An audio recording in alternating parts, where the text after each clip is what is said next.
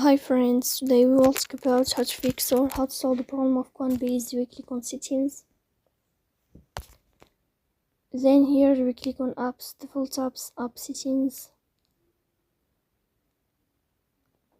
In this page here you will search about the application of Coinbase and you will enter.